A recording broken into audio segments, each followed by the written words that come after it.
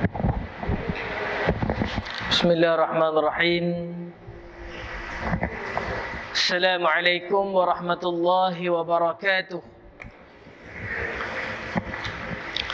Alhamdulillah, wassalatu wassalam ala rasulillah, wa ba'd. Ashhadu an la ilaha illallah wahdahu la sharika lah, wa ashhadu anna sayyidana wa nabiyyana Muhammadan abduhu wa rasuluh. Allahumma salli wa sallim ala sayyidina Muhammad wa ala alihi wa sahbihi wa man walah. Yang saya muliakan pengerusi Masjid Al-Falah dan timbalan, setiausaha, bendahari dan seluruh ahli jawatan kuasa masjid, para pegawai syarak yang saya muliakan, Al-Fadhil Tuan Imam 1, Imam 2, Tuan Bilal, Tuan Noja, kepimpinan di peringkat Qaryah, Datuk Sidang, jawatan kuasa JPKK, jawatan kuasa Muslimat, hadirin hadirat yang dirahmati Allah sekalian, apa khabar semua? Alhamdulillah, summa alhamdulillah. Syukur pada Allah Azza wa Jal, pada malam ini kita dapat duduk sama-sama di dalam taman syurga dan kita menjadi orang yang dipilih oleh Allah Azza wa Jal. Sehingga setiap hari mungkin kita tak rasa apa, mungkin tak ada perasaan apa, kerana kita selalu melazimi majlis ilmu. Tetapi di sisi Tuhan sangatlah besar ganjaran dia. Kalaulah kita nampak, tuan-tuan, kita takkan tinggalkan masjid ini. Kalaulah kita dengar apa yang dijanjikan pada kita, kita tak nak lagi dengar janji-janji daripada manusia yang lain, tuan-tuan. Demikianlah rahsia di sebalik kehidupan yang Allah Ta'ala bagi pada kita. Kita nak duit, Allah beri duit. Kita nak rumah, Allah beri rumah. Dan sebahagian daripada kita ada lebih daripada sebuah rumah. Kadang-kadang tak duduk pun, tuan-tuan. Menyewa pun tidak, apa pun tidak. Saja beli. Pasal apa? Pasal ada rezeki lebih, tuan-tuan. Kadang-kadang orang 40 tahun duduk di bawah zinc, tuan-tuan. Tak ada air, tak ada elektrik. Boleh hidup dengan kurniaan daripada Allah Azza wa Jal. Ni bukan cerita ni. Nak pergi pasar, nak pergi beli ikan, terpaksa berjalan kaki 22 kilometer, tuan-tuan. Untuk makan punya pasal. Kita hari ni bila tolak peti air, buka tudung saji, macam-macam ada. Apa lagi, tuan-tuan? Surah Ar-Rahman tanya kita, fabi ayyi ala'i rabbikuma tukadziban? Apa lagi nikmat Allah yang tak kamu dustakan? Maksud dia apa dia, tuan-tuan? Apa dia lagi yang tak cukup di sisi hampa? Nah, apa dia lagi, tuan-tuan? Kalau nak dibandingkan dengan kesusahan orang lain. Nah, sebab tu kita nak mengaji kitab pada malam ni supaya ada perasaan gerun kita, ada perasaan takut. Takut tu apa dia? Takwa kita kepada Allah Azza wa Jal. Baik. Kita dah sampai pada muka surat 7 minggu lepas. Dan kita sambung pada muka surat 8. Betul dah? Betul dah? Baik. Maka sembah seorang sahabat. Sembah ni maksud dia apa dia? Dijumpai Nabi tu seorang sahabat. Satu sahabat mai pada Nabi. Ni bahasa, tuan-tuan. Bukan sembah menyembah Nabi itu, bukan. Baik. Kata dia, ya Rasulullah, apa jua suatu daripadanya rupa seksa pada ketika matinya. Pada minggu lepas, tuan-tuan, kita bahaskan seksa dia di dalam dunia. Tuan-tuan, seksa ni dalam dunia ni macam-macam seksa. Nak makan pun seksa, tuan-tuan. Orang lain macam-macam boleh makan, kita macam-macam tak boleh makan. Tu juga satu seksa, tuan-tuan. Orang lain buat rumah 3-4 bilik, buat rumah 3-4 tingkat, semua dia boleh pi dalam rumah dia. Tapi oleh kerana kita sakit, Allah bagi ujian, sehingga dapur rumah kita daripada bilik nak pergi pun berasa, ya Allah, sukarnya, tuan-tuan. Satu hari kita akan sampai pada masa tu. Satu hari, tuan-tuan, tangan yang Allah Ta'ala bagi ni ni nak suap nasi ke mulut pun dah tak boleh dah. Kecuali apa? Ada ihsan daripada anak-anak. Ambil cedok sudu, bubuhlah mulut tuan-tuan. Tu pun bertumpah-tumpah kalau kita suap sendiri. Demikian tuan-tuan. Seksaan hidup pada kita. Sebelum kita balik pada Allah, kumpullah tuan-tuan. Kumpullah. Nah, ni malam ni kumpul tuan-tuan. Duduk dalam masjid, semayang maghrib Jumaat. Niat i'tikaf di dalam masjid. Yang tu jangan lupa tuan-tuan. Supaya dapat pahala tambah kita lebih daripada orang lain. Nah, apa dia seksa ketika mati ni? Minggu lepas 6 seksa ketika hidup. Rezeki. Apa nama lagi? Amal Tuhan tak terima. Doa Tuhan tak terima tuan-tuan. Apa dia tuan-tuan? Yang mana masa dia nak mati, ada 3 seksaan yang Allah Ta'ala bagi. Maka sabda Rasulullah sallallahu alaihi wasallam, yang pertama kata Nabi adalah pada mati ia di dalam kehinaan tuan-tuan. Hari ni kalau kita tengok macam-macam orang mati. Mati tengah bawa kereta, mati tengah makan, mati tengah buat maksiat tuan-tuan. La haula wala quwwata illa billah. Ada orang mati tempat tak elok tuan-tuan. Buat maksiat. Allah matikan dia dalam keadaan dia tak sempat nak tarik seluar dia. Dia bawa kereta, belah paip air, terbalik kereta. Seorang kontraktor yang berjaya mati, terbuka seluar, semua orang kampung boleh nampak. Tu saya kata tuan-tuan, hati-hati dengan mati ni. Kalau nak dikira mati ni, semua orang mati tuan-tuan. Nabi pun dia mati. Tapi berbezanya apabila apa dia? Keadaan mati itu. Nabi pun masa-masa nak mati tu, bangkit tak boleh dah. Semayang berdiri tak boleh dah. Umur 62. Haji 70 ada dah. Ada dah tuan-tuan. Tu duk kemas lagi tu. Boleh seorang lagi tu. Berani dengan tidak. Tapi nak cerita tuan-tuan, Nabi 62 pun tak boleh berdiri dah semayang. Tu kata kesakitan tu. Semasa nak mati, Nabi juga melalui. Diracun 2-3 kali. Nabi makan kambing di Khaybar. Diracun oleh Ummul Yahud. Sehingga malaikat Jibril bisik dalam satu riwayat. Dan kambing tu bercakap dalam mulut Nabi. Mengatakan dia diracun. Tetapi Nabi telah mengunyah. Disebabkan itulah Nabi diracun pada kali yang pertama tuan-tuan. Nabi disihir. Rambut Nabi digulung pada sikat. Sebab tu rambut tu maklum. Jangan duk buang rata tuan-tuan. Dan kalau kita makan, boleh cerita sikit nah? Kalau kita makan di kedai tuan-tuan, jumpa rambut dalam makanan, kalau rambut tu panjang, putuskan tuan-tuan. Nah, kerana inilah yang berlaku kepada Nabi. Sehingga Nabi itu jadi nyanyuk. Jadi lupa kepada semayang tuan-tuan. Kenapa? Kuatnya syaitan dan iblis yang mengganggu Nabi. Jin yang mendera Nabi. Nabi pun diganggu tuan-tuan. Tu jangan kata kita. Sebab tu tuan-tuan jaga. Mereka curi rambut Nabi. Mereka ambil rambut Nabi. Gulung pada sikat. Dijampi oleh seorang perempuan Yahudi. Dibuang di dalam telaga tuan-tuan. Nabi jadi lupa. Nabi jadi nyanyuk tuan-tuan. Sehingga Nabi telah solat. Nabi tak boleh kira berapa bilangan rakaat di dalam solatnya. Satu. Yang kedua, ketika Nabi disihir. Bila mana Nabi bangkit semayang tuan-tuan. Iblis ni dia ganggu tuan-tuan.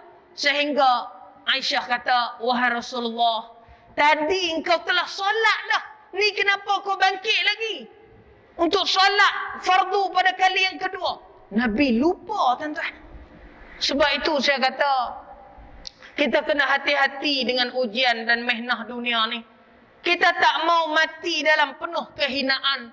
Kerana pada masa kita nak mati itu tuan-tuan, iblis itu akan jadi mak kita. Kita yang tak pernah tengok mak kita 10 tahun, 20 tahun, 5 tahun, tentu kita rindu pada nasihat mak kita. Dulu masa kita muda-muda, bila kita ada masalah, kita tak cari bini kita dulu. Kita tak cari kawan kita dulu. Sebahagian daripada kita, bila ada masalah, cari siapa dulu? Mak dulu, tuan-tuan. Kerana satu-satunya manusia yang tak pernah jemu nak dengar suara kita, yang tak pernah bosan nak dengar masalah kita adalah mak, tuan-tuan. Mak, ibu. Sebab tu bila kita sakaratul maut, saat mulut tak boleh berkata-kata, walaupun nak menyebut Allah tak boleh dah. Kenapa? Di depan kita kacau bilau, tuan-tuan. Walaupun kita mati dalam rumah, walaupun kita mati dengan keluarga, tetapi tuan-tuan, pada pandangan kematian itu kacau bilau. Mak datang, ayah datang, membisikkan pada kita, wahai anakku yang telah membesar dengan susuanku, matilah engkau dengan agama Nasrani, matilah engkau dengan agama Yahudi, supaya kau damai di sana. Iblis, tuan-tuan, hati-hati. Sebab tu hari ni masa yang ada ni, pulun, tuan-tuan, untuk beribadah. Kerana kita tak mau mati dalam kehinaan. Bukan saja tempat itu menghina kita, tetapi cara kita mati itu menghina kita. Saya nak sebut pada tuan-tuan, ada satu orang, hidup dia tak pernah semayang, tuan-tuan. Dan dia pun tak kerti semayang. Saya ingat Fatihah dia pun sakan juga, tak betul dia. Tapi cakap pandai, tuan-tuan. Bila orang masjid ajak, garang. Marah kawan tu, marah kawan ni. Tapi dia seorang penggali kubur, tuan-tuan. Sebab tu Nabi tu suruh kita pergi kubur. Suruh kita pergi tengok kubur tu. Membawa keinsafan pada kita. Sebab tu sunnah, tuan-tuan. Kalaulah ada orang mati di kampung, gagah-gagahlah, tuan-tuan, mai semayangkan dia. Satu. Yang kedua, gagah-gagahlah bila dah semayang, iring dia. Dua. Iring pi mana? Pi kubur. Dua. Dan ketiga, tuan-tuan, gagah-gagahkan diri kita untuk melihat dia tu ditanam di dalam kubur. Kadang-kadang orang tu lebih muda daripada kita. Dia mati. Dia membawa keinsafan kepada kita, tuan-tuan. Orang gali kubur ni, tuan-tuan, hari-hari dia tengok kubur. Tapi kalau hati tu tak bersih, penuh dengan kehinaan, tuan-tuan, diri dia. Walaupun kubur di depan dia, mayat dia pangku, tetapi tak ada rasa sikit pun, apa dia? Insaf dalam diri dia. Bila dia nak mati, tuan-tuan, dia sendiri pun tak mampu nak gali kubur dia lagi. Anak-anak pun dah tak boleh buat apa, tuan-tuan. Dia jadi pelik, tuan-tuan, perangai. Sebab dia tak pernah solat, tuan-tuan. Tak pernah terdetik nak semayang dalam diri dia. Tapi kalau dia bercerita, dialah yang paling pandai pada orang lain. Bila dia nak mati, tuan-tuan, kesian tengok. Dia bergolek, tuan-tuan, dalam rumah dia. Semua dia pergi bergolek. Dalam keadaan dia tak boleh bangkit, tak boleh bercakap, tak boleh apa, berdiri tak boleh. Tapi dia bergolek, tuan-tuan, berpusing dalam rumah dia. Setiap hari. Dalam keadaan telanjang bogel, tuan-tuan. Apa perasaan orang yang duduk di situ? Macam mana anak-anak dengan dia, tuan-tuan? Tentulah anak-anak pun berasa malu.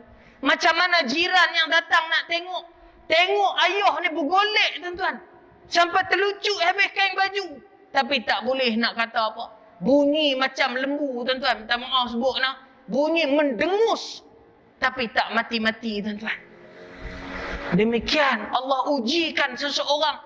Bila orang masjid mai tengok, nak baca Yasin, duduk bergolek, tuan-tuan. Tak boleh duduk. Tuan-tuan, bergolek-golek sampai terlucut habis kain baju. Macam mana orang nak baca Yasin? Macam mana orang nak tenangkan? Aib, tuan-tuan, benda ni. Sebab tu hati-hati kita dengan kematian. Tu yang pertama, tuan-tuan. Yang keduanya, kita akan mati dalam keadaan apa dia?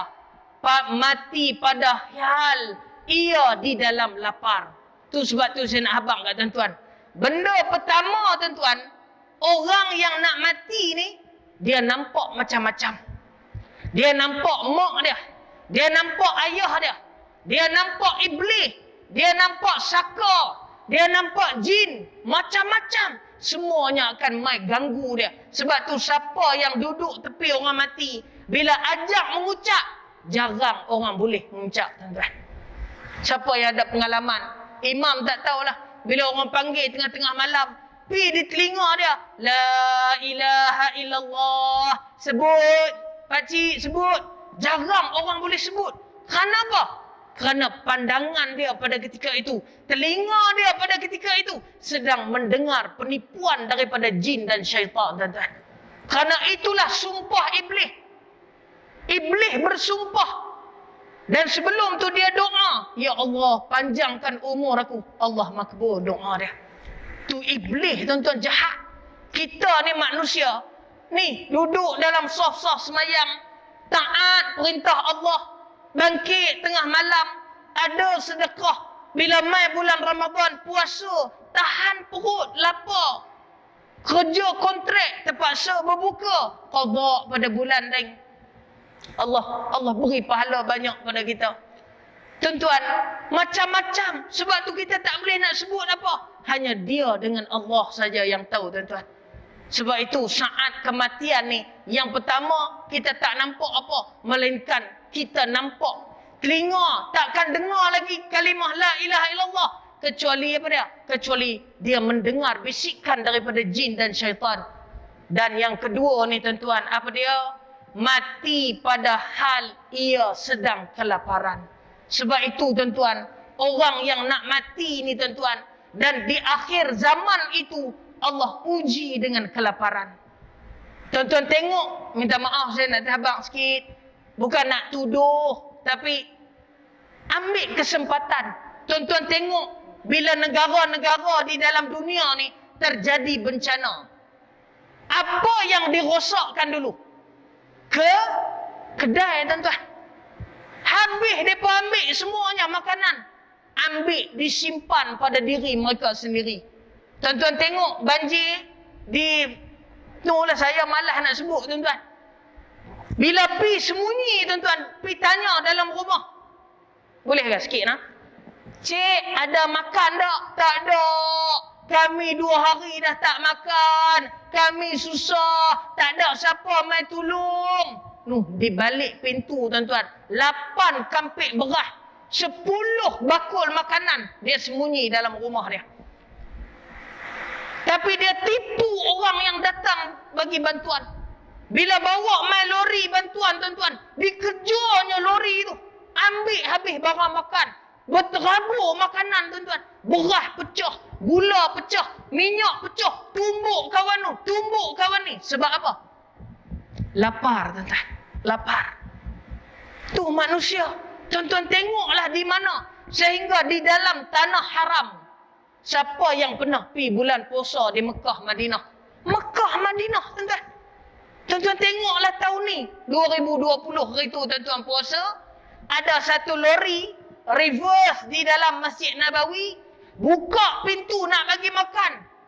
Dalam keadaan belum lagi azan berbuka puasa, orang dah bersepak dah, tuan-tuan, berebutkan makanan, kebab sikit, nasi sikit, air sikit, bertumbuk-tumbuk, tuan-tuan. Kenapa? Lapar.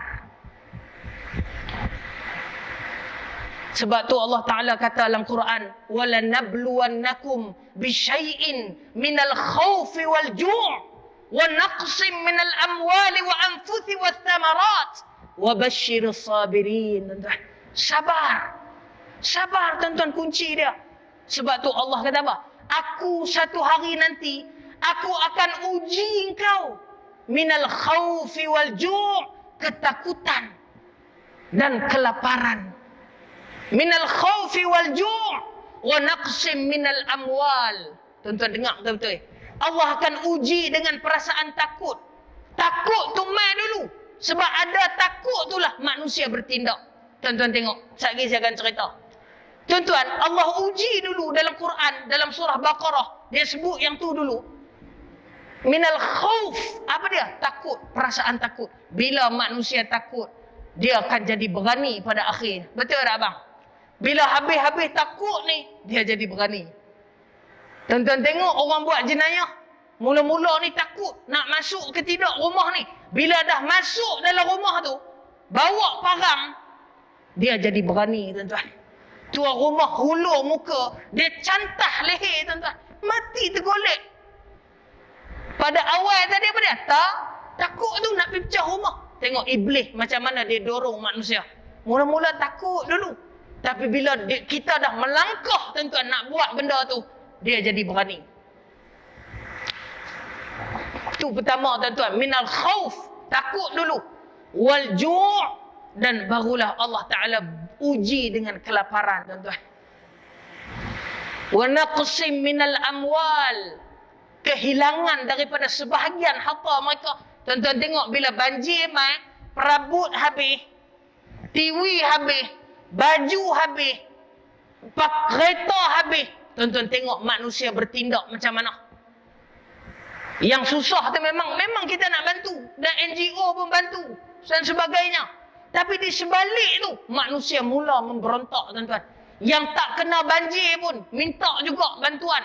Pergi beratok sama dengan hak kena banjir tu. Yang tak kena banjir pun, ambil juga gambar dalam WhatsApp ni. Pergi bubuh juga, pergi tunjuk, cik, saya kena banjir. Padahal air masuk dalam depan rumah aja tak masuk pun jejak tanah dia. Manusia diuji dengan kelaparan. Bila lapar, takut, hilang harta, dia buat sesuka hati dia. Ini perangai syaitan, perangai iblis dan perangai manusia apabila dirundung penyakit ini. Minal khawfi wal ju', minal amwali wa anfusi wa thamarat, wa basyiris sabirin. Allah kata apa? Berilah khabar gembira kepada orang-orang yang bersabar di atas ujian. Qalu musibatun qalu inna lillahi wa inna ilaihi raji'un.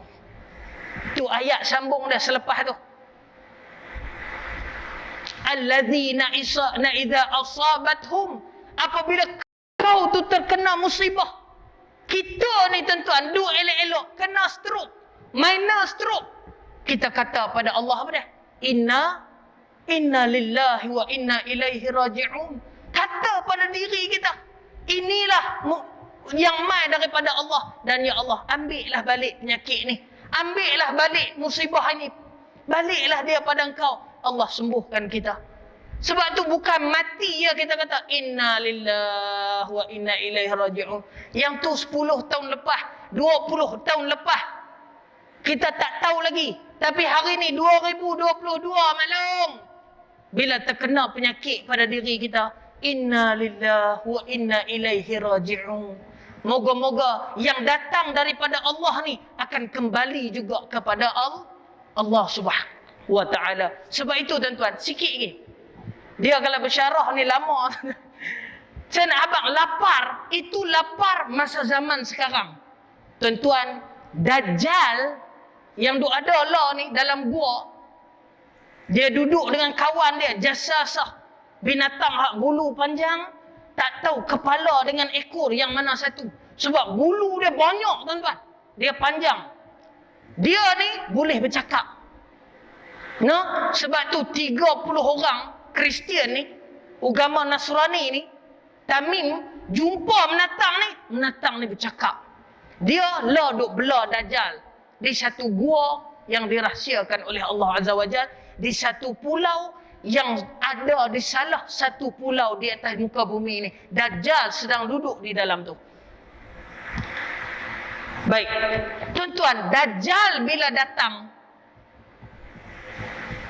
dia bawa kelaparan yang besar pada seluruh dunia.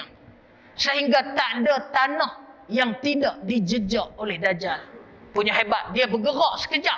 Sihir dia kuat. Pergi sini. Pergi Bukit Rambai. Pergi taman tu. Pergi taman ni. Pergi Kok Liang. Pergi Sabah tuan-tuan. Pergi KK. Pergi Hanyai. Semua dia pergi tuan-tuan. Dia membawa apa dia? Bencana yang menyebabkan manusia lapar. Tu saya nak abang kat tuan-tuan. Mati yang ketiga, yang pertama lapar di dunia. Yang kedua, lapar masa mati. Yang ketiga apa dia? Lapar semasa apa dia? Hujung hayat dunia nanti. Manusia akan penuh dengan kelaparan. Sebab itu satu-satunya benda yang mengenyangkan manusia adalah apa dia? Zikrullah, tuan-tuan. Sehingga satu masa saya nak abang kat tuan-tuan, makanan tidak lagi mengenyangkan, melainkan apa dia? Zikrullah. Sebab tu hidup kita hari ni, walaupun kita bukan ustaz, kita kadang-kadang semayang, kadang-kadang terlupa, kita kadang-kadang taat, kadang-kadang culas, tapi jangan lupa untuk menyelamatkan lidah kita sebelum kematian itu datang dengan sentiasa berzikir kepada Allah. Kerana zikir itu akan mengenyangkan kita daripada nafsu yang serakah ini, tuan-tuan. Baik, itu yang kedua. Yang ketiga, kata Nabi, mati padahal ia dalam dahaga, dan jikalau diminumkan sekalian air di dalam dunia ini, nescaya tidak puas dahaganya. Sebab itu, tuan-tuan, orang yang nak mati tidak boleh diberikan air. Satu. Dua, orang yang sedang aksiden di tepi jalan, dalam keadaan dia sesak, sakit, tidak boleh diberikan air. Nanti dia akan tersumbat pada saluran pernafasan, dia akan mati, tuan-tuan. Tu doktor kata. Sebab tu kalau kita jumpa orang aksiden, jangan bagi air. Tapi apa dia? Baringkan dia dulu, lapik kepala dia dan teduhkan dia. Jangan heret dia dan jangan beri dia air, tuan-tuan. Melainkan tuan-tuan basahkan muka dia dengan air. Kalau tuan-tuan bagi dia minum air cepat-cepat, dia akan tersedak dan terlekat dengan air itu, dia boleh mati, tuan-tuan. Kerana kita tak tahu apa bentuk kecederaan yang dialami oleh orang yang kemalangan. Itu sebahagian daripada ilmu yang kita belajar, tuan-tuan. Baik. Sebab itu, orang yang mati ni, tuan-tuan, bila kita bangkit daripada mati, benda apa yang kita jumpa dulu? Saya nak abang ke tuan-tuan? Tuan-tuan, bila mati, bangkit, esok Israfil ni, dia mati, tuan-tuan. Selepas dia tiup, bunyi contohlah nak, hancur dunia. Mati semua malaikat. Mati semua yang ada. Mati jin, mati manusia. Alam musnah, langit runtuh. Akhir sekali, Israfil akan mati juga. Bila Israfil mati, tiupan sangkakala yang pertama telah berlaku.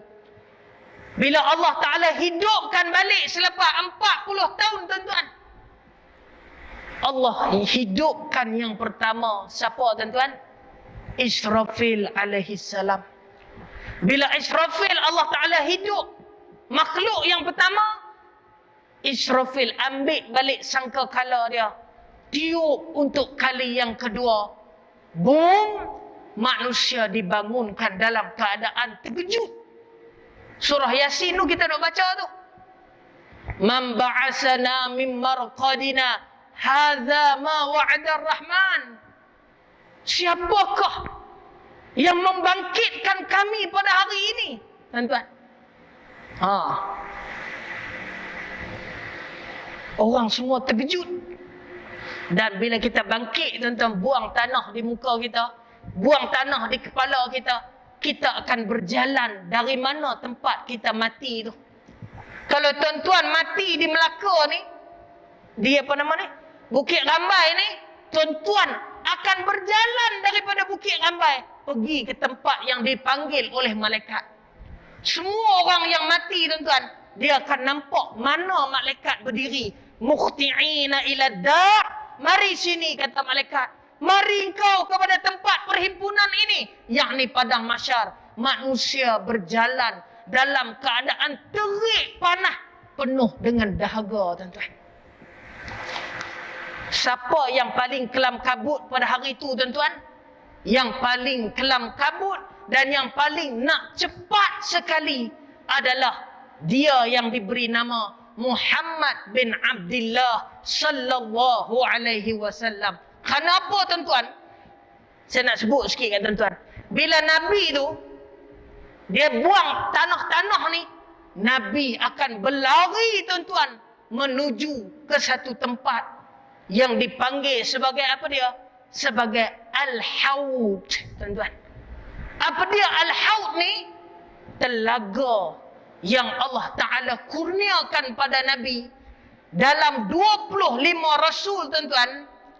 Bermula daripada Nabi Adam sehingga Nabi Muhammad sallallahu alaihi wasallam, telaga yang dimiliki oleh semua Nabi tidak boleh lawan besarnya telaga daripada Nabi sallallahu alaihi wasallam. Besar, tuan-tuan. Dan yang kedua, cedok. Kita panggil apa, tuan-tuan? Gayung. Gayung ataupun tempat cedok tu, yang mana Allah Ta'ala kurniakan tempat cedok itu sebanyak bintang di langit, tuan-tuan. Untuk siapa minum? Untuk insan yang diberikan syafaat di atas kelelahan berjalan dengan terik panas yang membakar manusia, sehingga orang yang mendapat buku catatan dengan tangan kanan, malaikat akan anugerahkan dia, tuan-tuan. Dan kata para ulama, manusia yang dapat buku catatan dengan tangan kiri, tuan-tuan, malaikat akan tumbuk daripada belakang dia sehingga terburai perut dia. Di padang mahsyar tengah dia berjalan itu, terkeluar perutnya, tuan-tuan. Malaikat tumbuk daripada belakang. Malaikat bukakan tangan dia. Kita ambil catatan kita dalam keadaan perut kita terburai. Kita berjalan daripada Melaka ke tempat yang dipanggil oleh malaikat dalam keadaan penuh kedahagaan, kesakitan yang kita tanggung. Sebab itu, tuan-tuan, panjang ni cerita ni. Sebab itu, tuan-tuan, ada orang yang berjalan tidak menggunakan kaki dia. Sebab tu Allah Ta'ala kata dalam surah Al-Qamar, manusia akan berjalan macam mana belalang juta, tuan-tuan.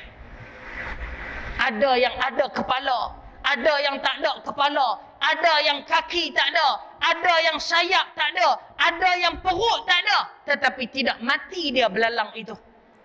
Gambaran yang diberi, buka surah Al-Qamar ayat 10, tuan-tuan, Allah Ta'ala cerita manusia akan berjalan daripada Melaka ni macam belalang merongkak.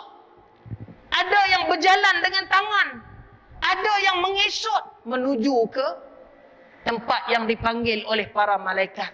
Sebab itulah, tuan-tuan, manusia akan penuh dengan kelaparan dan kedahagaan pada hari ini yang tidak mengenyangkan, melainkan siapa yang dapat minum di telaga Nabi yang akan diminumkan dengan tangan Nabi sallallahu alaihi wasallam.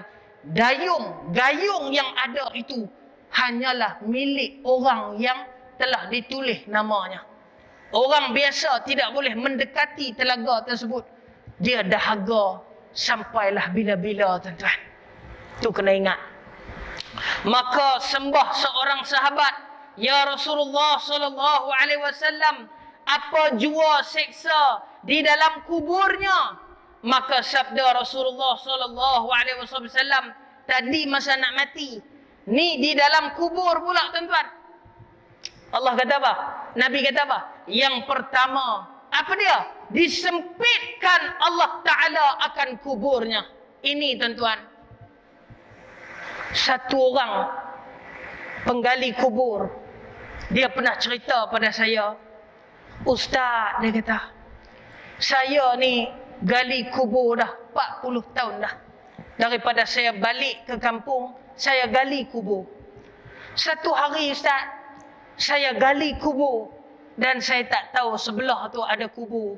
Mungkin dia dah lama, batu nisan dia dah tak ada. Saya tak perasan, Ustaz.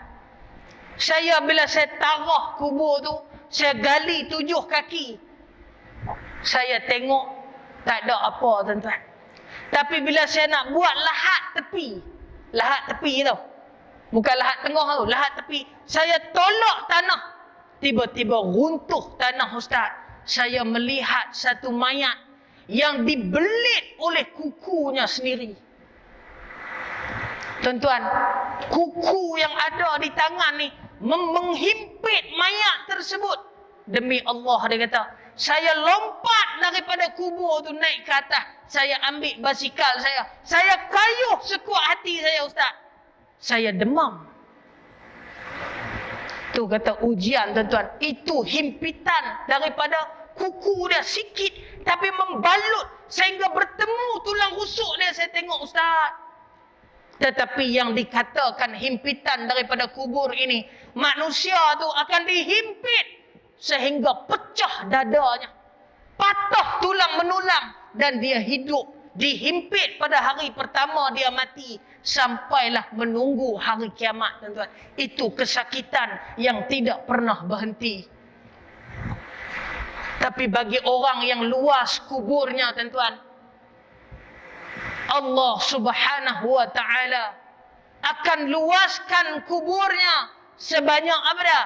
Sab'in dirar, tuan-tuan. 70 hasta luasnya kubur. Sebab itu orang bila dia mati, dibuka tali dia, ditutup kubur dia, orang langkah balik, Allah Ta'ala hidupkan dia balik, tuan-tuan.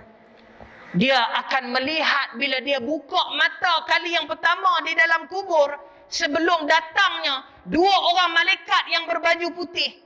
Dia akan dapati, tuan-tuan, yang pertama, semua kita akan ingat benda ni. Yang Ustaz cakap hari ni, tuan-tuan akan membawa ingatan ini sampai ke dalam kubur. Kerana ahli kubur tidak dipadam ingatan dia. Tuan-tuan kena ingat yang tu. Macam mana tuan-tuan ingat di dunia ni, bila mati, dihidupkan balik dalam kubur, tuan-tuan membawa ingatan bersama. Macam mana masalah yang tak selesai di dunia, hutang kita bergaduh dengan orang nu buat zalim kat kita, orang maki kita, bos kita buang kita, itu semua akan dibawa ke alam kubur. Dan apabila kita buka mata, tuan-tuan, dalam kubur, bagi orang yang diberikan syafaat oleh Allah, pertama, tuan-tuan, kubur dia akan diterangi dengan cahaya. Tu benda pertama, tuan-tuan, dia akan rasa di dalam kubur dia. Satu. Yang kedua, tuan-tuan, kuburnya akan diluaskan oleh Allah Azza wa Jal sebanyak apa dia? 70 hasta, tuan-tuan. 70 hasta. Ni satu hasta, betul tak? Ni satu, betul tak? Satu hasta kan? Tuan-tuan boleh kira 70 hasta dia hidup dalam keadaan tenang. Itu tanda-tanda orang yang mati duduk dalam kubur diberikan syafaat oleh Allah. Diluaskan kuburnya dan disempitkan. Sempit ni, sempit tara mana, tuan-tuan? Sehingga bertemu tulang rusuk kita. Allah Ta'ala gunakan tanah ni, tuan-tuan, tolak kita sampai terhimpit. Sakit kita macam mana di dunia, macam itulah sakit kita di dalam kubur. Seksa yang tidak henti-henti, tuan-tuan. Nah, tu yang pertama. Yang kedua, sikit je boleh. Digelapkan Allah Ta'ala atasnya akan kubur. Tuan-tuan, orang yang digelapkan kubur ni, dia takkan nampak apa-apa, tuan-tuan. Macam mana nak bagi cerah kubur? 3 benda, tuan-tuan. Pertama, apa dia? Ilmu yang bermanfaat yang dia belajar masa dia di dunia. Bila dia cerita pada cucu dia, dia cerita pada anak dia, dia suruh anak dia, itu dia akan terang sikit. Contoh dia, tuan-tuan, anak kita dulu, dia tak semayang, dia pergi mengaji di Johor, masuk UPM, apa, kita telefon dia pagi-pagi, kakak, bangun dah ke? Belum, ayah. Semayang nak. Sagi tidur balik tak apa. Semayang dulu. Kita pun letak telefon. Kita mati, tuan-tuan. Anak kita tu, kakak tadi tu, dia dah habis belajar. Dia dah bekerja. Bila pagi-pagi dia duduk termenung, malam-malam, dia teringat ayah dia dulu pernah telefon dia.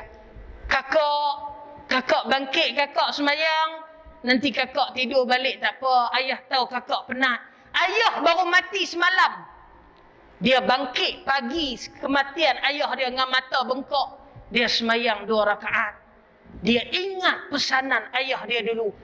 Itulah cahaya di dalam kubur. Yang kedua, ayah tak kerti mengaji Quran. Ayah tak kerti nak baca Quran. Tapi ayah dulu kecil-kecil anak yang carilah orang hak boleh ajar mengaji anak. Abang dengan yang ni dulu tak ada nak mengaji. Kerana arwah ayah kita pun dulu tak ambil berat. Pasal dia pun tak faham agama. Datuk dulu ni tak ambil berat. Kita pun tak boleh baca Quran. Yang boleh tak untuk anak-anak ni carilah ustaz, ustazah. Pergi hantar dia mengaji. Kita bayar bulan-bulan. Ingat tuan-tuan. Bila anak tadi ni pergi mengaji. Dia umur 9 tahun, 10 tahun. Dia boleh baca Quran. Kita pun tanya dia, macam mana kakak? Bolehkah baca Quran? Boleh ayah. Ayah nak dengar. Dia pun baca. Bismillahirrahmanirrahim. Sabbihisma rabbikal a'la. Walaupun kita tak reti. Tapi bila anak kita baca, Allah tuan-tuan. Bila kita mati hari ni, anak kita buka tuan-tuan. Surah Yasin. Jangan duk peleceh pula surah Yasin ni. Orang kata, Yasin ni apa? Bid'ah apa? Saya nak abang tuan-tuan. Dia buka juga surah Yasin. Dia niat dalam hati dia. Ya Allah, pahala untuk ayah aku. Dia pun baca, Yasin wal Quranil Hakim. Ayah dalam kubur tu tuan-tuan. Terang kuburnya. Tu tuan-tuan. Tu yang pertama. Yang kedua apa dia? Sedekatun jariyah.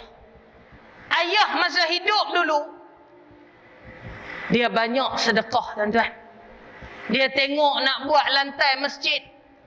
Dia kata, Din, ambil duit mana? Duit masjid Pak Long. Ada berapa lagi nak pakai ni? Tak cukup. 5,000 lagi. Allah, dia kata. Aku pun duit tak ada mana. Ambillah RM10. Ambillah RM20. Ambillah RM50. Ni aku ada, buatlah beli apa-apa. Pergi mati tuan-tuan. 10 tahun selepas dia buat benda tu. Yang tu tuan-tuan, kekal 500 tahun dia di dalam kubur. 500 tahun kubur dia bercahaya. Budak-budak nak mengaji tahfiz. Dia ambil tuan-tuan pergi sedekah. Sedekatun jariyah. Dia tanam pokok tepi jalan. Boleh ke sikit tuan-tuan? Boleh ke? Nah, saya nak cerita pada tuan-tuan ni.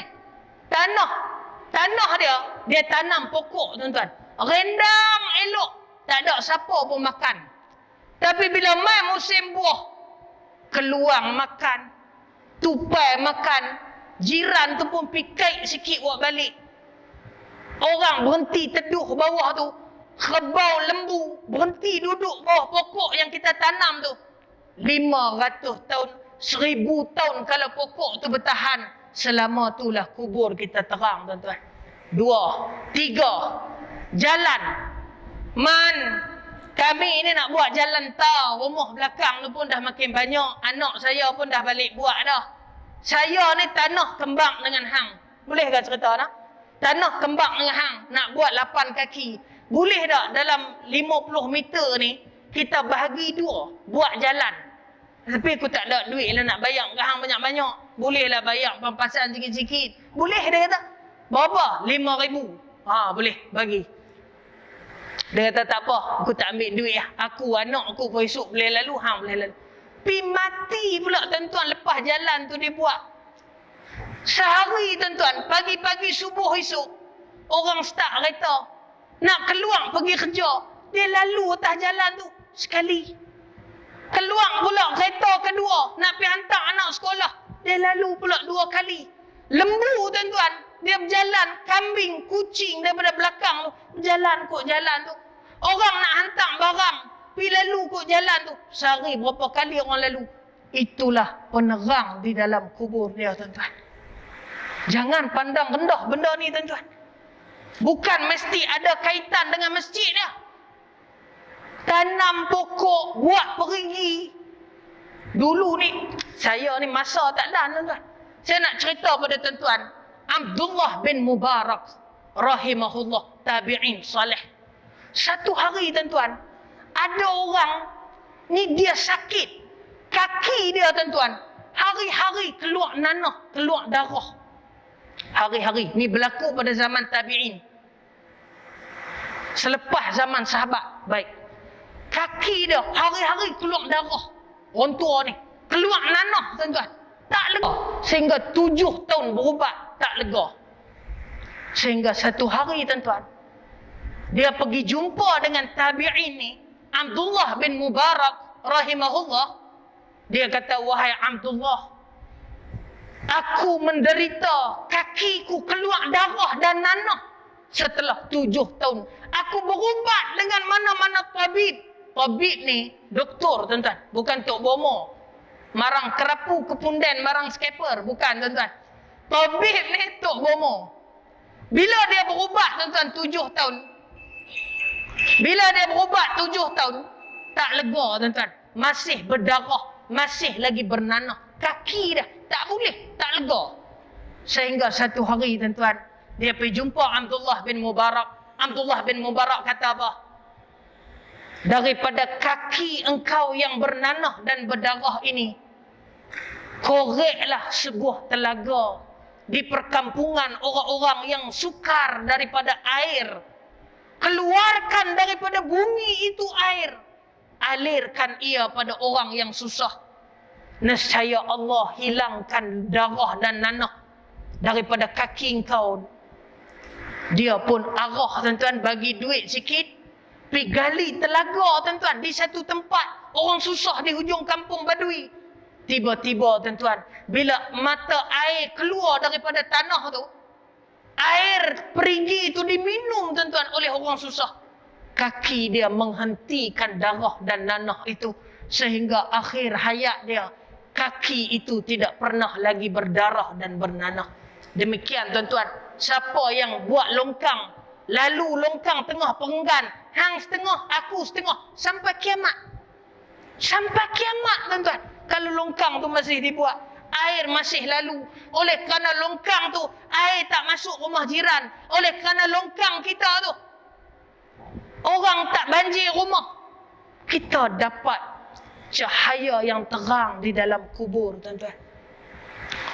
Tapi ingat, orang yang renovation rumah sehingga sempit rumah orang jiran sebelah, kotor rumah jiran sebelah, tingkap dia buat tuan-tuan, dia sekat rumah jiran sebelah, dia akan digelak, akan dipijak oleh malaikat di dalam kubur.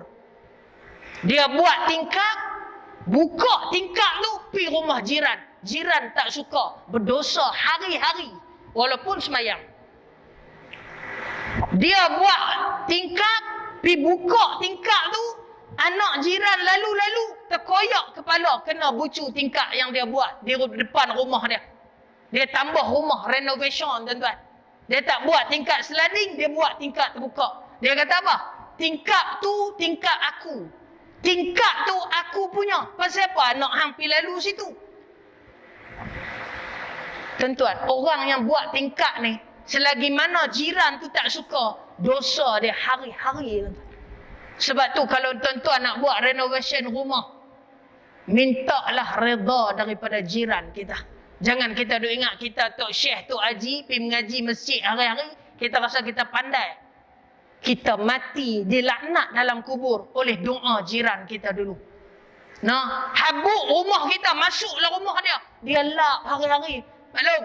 Oh, sampai nak meletup tulang belakang tu maklum. Sabun habis 3-4 kampik. Jiran buat tak tahu. Dia akan tuntut di hari kiamat nanti tuan-tuan. Jiran tu saya nak abang, boleh tuntut. Pahala orang hak jiran tu, pahala kita, jiran kita ambil, dosa dia dipindahkan kepada kita. Itu dia permainan di padang mahsyar. Baik. Sikit lagi, 2 minit ke boleh? Dan yang ketiga, disuruhkan dengan dia akan suatu malaikat menyiksa akan dia di dalam kuburnya hingga hari kiamat. Yang ni tuan-tuan. Dalam kubur ni ada satu benda tuan-tuan yang tak kena pada hari Jumaat. siapa yang mati. Iaitu apa dia? Fitnah kubur. Saya dah sebut pada tuan dulu kan. Beza azab kubur dengan fitnah kubur. Fitnah kubur, dua orang malaikat mai pakai baju putih, dia tanya kita, siapa bapa agamamu? Apakah kiblatmu? Siapakah nabimu? Apakah agamamu? Siapakah Tuhanmu? Yang ni dinamakan sebagai fitnah kubur. Yang dikatakan mungkar dan nangkir itu akan mai pada setiap orang yang mati. Pada hari pertama dia mati. Tetapi bagi orang yang buat jahat di atas muka bumi, yang mati dalam keadaan buruk tuan-tuan, malaikat azab akan datang pada setiap hari di dalam kuburnya. Hari ini kita tak rasa. Tuan-tuan esok pergi hospital, dia masuk satu ubat, rasa sakit, macam kita pergi cucuk vaksin tu. Hak pertama okey lagi, garang lagi. Hak kedua tu lemah sikit dah. Hak ketiga ni tumbang terus tuan-tuan, duduk dalam rumah tak pergi masjid. Tengah-ngah tuan-tuan. Pergilah tengok bapak kau tu. Dah dah mati dah. Pasal semalam tak keluar-keluar lagi bilik. Apa tidaknya makannya? Tengok ayah, minta nyawa, minta nyawa, minta nyawa. Tuan-tuan, kita macam Sadiq Sigaraga. Minta nyawa tuan-tuan. Abdul Wahub, tuan-tuan. Tu Abdul Wahub. Hak yang nak main ni bukan Abdul Wahub, tuan-tuan. Tapi malaikat anak balun kita. Baik. Kata setengah ulama, disuruhkan Allah Ta'ala atasnya di dalam kuburnya satu ular yang besar. Nama ular itu Suja'ul Aqra. Nama dia. Nah, matanya daripada api neraka. Mata ni merah daripada api neraka.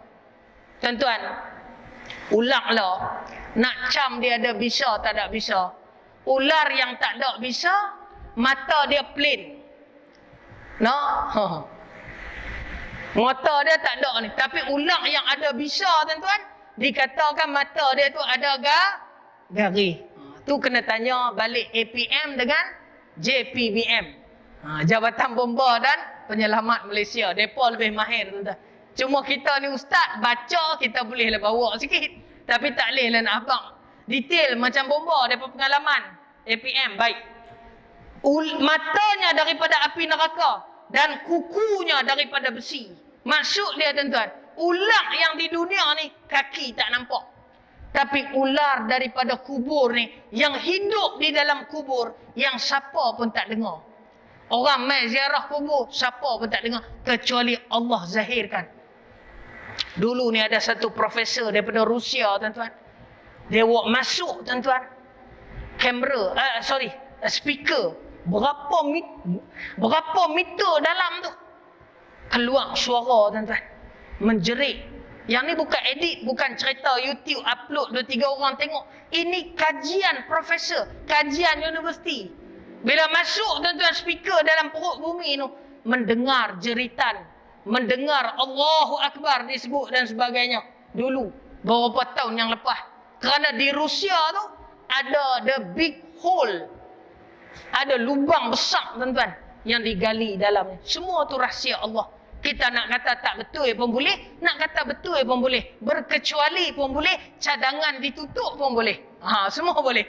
Kerana itu kita wallah. Tapi hakikatnya memang ada, tuan-tuan. Manusia menjerit, teriak. Yang dengar hanyalah binatang saja, tuan-tuan. Matanya daripada api neraka, kukunya daripada besi, dia akan mencakar, tuan-tuan, wajah orang yang dibelit pada leher. Panjangnya, tiap-tiap satu kukunya setengah daripada perjalanan satu hari. Tuan-tuan, punya panjang kuku. Kita ni, tuan-tuan ni jangan bayang kubur ni kecil macam tu. Tak. Dia ada suasana yang lain, tuan-tuan. Suasana yang mata tak pernah tengok, telinga tak pernah dengar, tangan tak pernah rasa. Rahsia Allah Subhanahu wa ta'ala. Dan adalah sertanya pemukul daripada besi. Sebab tu, tuan-tuan, start daripada alam kubur, hari padang mahsyar, hari kiamat, hari kebangkitan, syurga neraka Allah rahsiakan sehingga Nabi sendiri tak boleh jawab. Boleh sikit? Setengah minit ke boleh? Sebab tu bila Jibril mai tanya, Nabi tanya dia balik. Sudah tentulah orang yang bertanya lebih tahu daripada orang yang ditanya. Jibril pun senyap. Jibril tak tahu tuan-tuan. Jibril pun mai tanya Nabi. Nabi kata tentu orang yang tanya lebih tahu. Baik. Maka berkata ia akan mayat itu suaranya seperti petir yang keras. Padahal ia berkata, disuruhkan akan daku oleh Tuhanmu bahawa aku pukul akan dikau sebab engkau meninggalkan sembahyang subuh sampai kepada waktu zuhur, dan aku pukul engkau akan dikau sebab engkau meninggalkan sembahyang zuhur hingga asar, dan aku pukul akan dikau sebab engkau meninggalkan sembahyang asar hingga maghrib, dan aku pukul akan dikau sebab engkau meninggalkan sembahyang maghrib hingga isya, dan aku pukul akan dikau lagi sebab engkau meninggalkan sembahyang isya sehingga subuh. Maka tiap-tiap sekali pukul itu termasuk ke dalam bumi 70 hasta. Maka dimasukkan oleh malaikat itu akan kukunya ke bumi, maka mengeluarkan ia akan dia, kemudian dipukul akan dia, maka sentiasalah di dalam pukul malaikat itu sehingga hari kiamat. Na'udzubillahi min dzalik. Adapun seksanya pada ketika bertemu dengan Tuhannya apabila pecahlah langit. Hari kiamat tuan-tuan, langit ni runtuh tuan-tuan. Saya kena nak cerita dengan sains, nanti saya boleh sebut tapi masa tak ada. Maka datanglah suatu malaikat yang menyeksanya, dan adalah pada tangannya rantai panjang 70 hasta. Maka menaruh ia akan dia pada tengkuknya. Tuan-tuan, dua benda yang mayat kena. Satu, Suja' al-Aqra' ni, dia akan lompat tangkap leher dan dia patuk kerana bisa dia penuh satu kepala. Itu yang disebut. Yang kedua, dia akan dipukul oleh apa? Oleh rantai besi yang dimiliki oleh malaikat.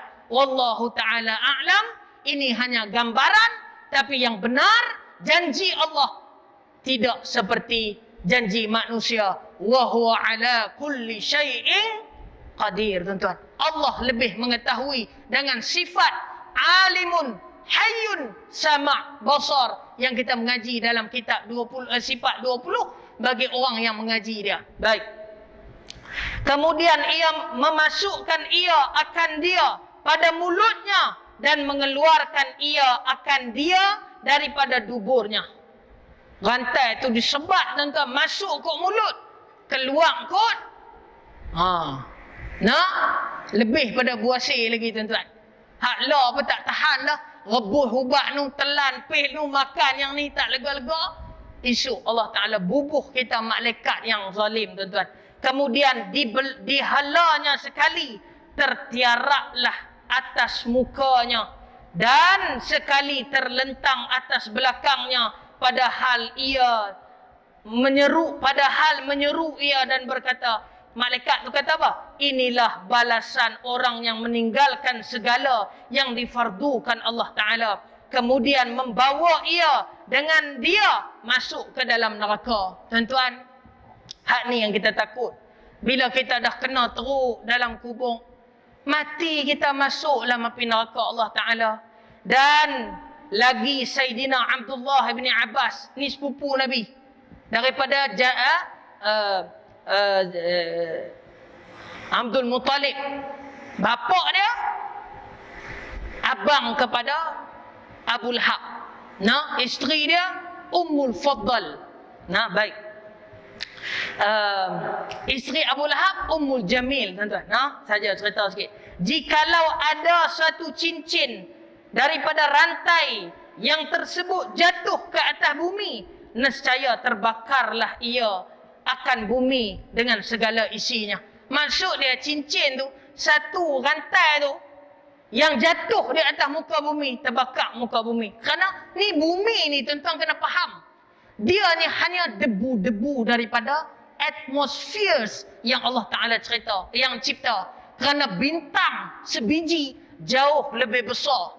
Berapa septilion tuan-tuan? Bukan lagi bilion lagi. Septilion. Tu saya nak cerita kelajuan cahaya, nantilah kita cerita pasal sains sikit. Baik. Mana dia? Dan yang keduanya, tiada ditilik Allah Ta'ala kepadanya dengan tilikan kasihan dan rahmat. Maksud dia Allah buat tak tahu tuan-tuan. Dan yang ketiganya, tiada diampunkan Allah Ta'ala atasnya baginya seksa yang amat pedih. Hai sekalian saudara yang beriman. InsyaAllah kita akan sambung pada minggu depan. Wallahu alam tuan-tuan. Kita mengaji ini kitab lama. Ditulis oleh Syekh Abdul Wahab Asy'arani. Dan kita akan sambung pada minggu depan pada muka surat 10, 2 minggu lagi. Wallahu alam. Assalamualaikum warahmatullahi wabarakatuh. أعوذ بالله من الشيطان الرجيم بسم الله الرحمن الرحيم الحمد لله رب العالمين والصلاة والسلام على رسول الأمين وعلى آله وصحبه أجمعين اللهم فقهنا في الدين وعلمنا تأويل واهدنا صراطك المستقيم يا رب العالمين اللهم إنا نسألك الهدى والتقى والعفاف والغنى وصلى الله على سيدنا محمد يا كريم والحمد لله رب العالمين تقبل الله منا ومنكم